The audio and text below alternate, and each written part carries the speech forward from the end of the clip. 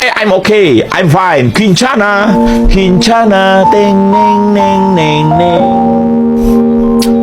Ku menahan rasa sakit, rasa sakit. Few moments later.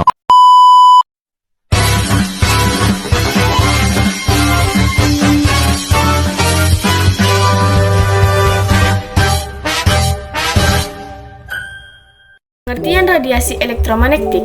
Radiasi elektromagnetik merupakan kombinasi medan listrik dan medan magnet yang berosilasi dan merambat lewat ruang dan membawa energi dari satu tempat ke tempat yang lain. Gelombang elektromagnetik adalah gelombang yang dihasilkan dari perubahan medan magnet dan medan listrik dalam arah yang saling tegak lurus dengan arah rambatannya. Penerapan gelombang elektromagnetik dalam kehidupan sehari-hari. Yang pertama yaitu sinar matahari, dan yang kedua yaitu radio, dan yang ketiga yaitu televisi, dan yang keempat röntgen, dan yang kelima yaitu air conditioner, dan keenam yaitu microwave. Dan yaitu sifat-sifat radiasi elektromagnetik. Yang pertama, tidak memerlukan medium dalam perambatannya. Yang kedua, gelombang elektromagnetik termasuk gelombang transversal dan memiliki sifat yang sama seperti transversal, yaitu getaran medan listrik tegak lurus terhadap medan magnet dan keduanya juga tegak lurus terhadap arah perambatannya. Kemudian yaitu tiga, mengalami fenomena seperti pada gelombang umumnya, yaitu pemantulan, kemudian pembiasan, interferensi, difraksi, dan polarisasi. Yang keempat yaitu energi yang dibawa sebanding dengan besarnya frekuensi gelombang. Dan yang kelima, medan listrik selalu tegak lurus terhadap medan, magnet, dan sepase.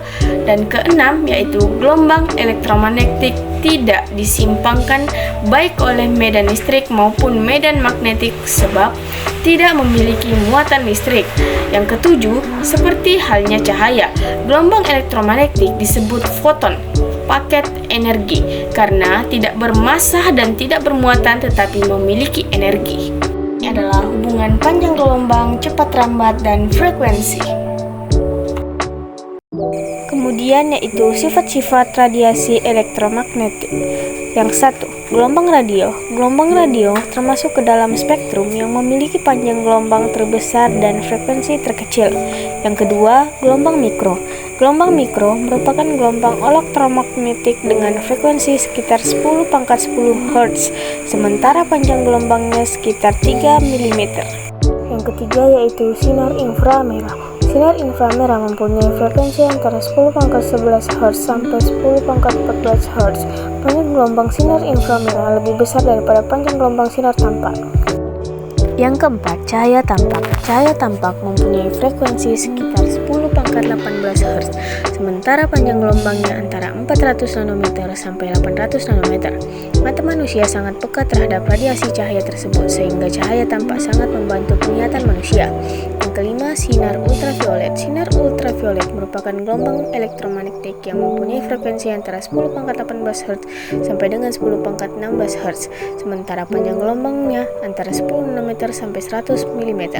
Yang keenam, sinar X. Sinar X mempunyai frekuensi antara 10 pangkat 16 Hz sampai 10 pangkat 20 Hz, sementara panjang gelombangnya antara 10 pangkat min 11 meter sampai 10 pangkat min 8 meter. Sinar X ditemukan oleh Wilhelm Conrad-Raman pada tahun 1898. Yang ketujuh, sinar gamma.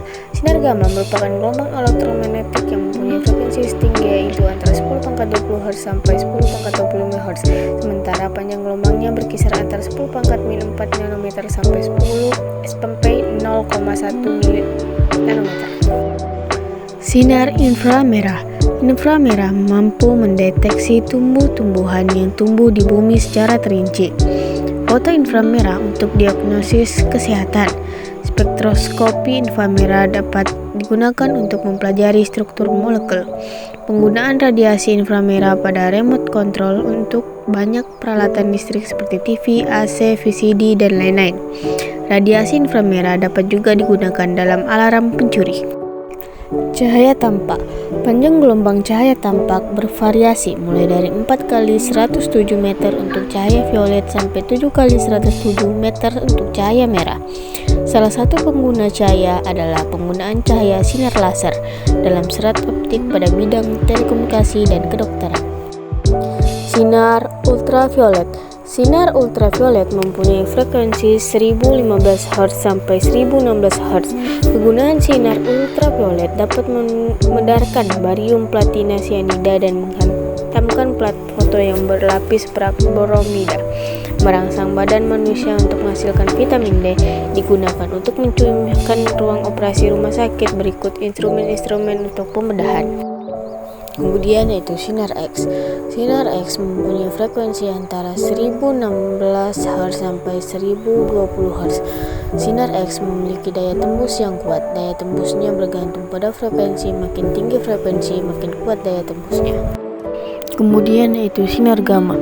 Sinar gamma mempunyai frekuensi antara 1020 Hz sampai 1025 Hz.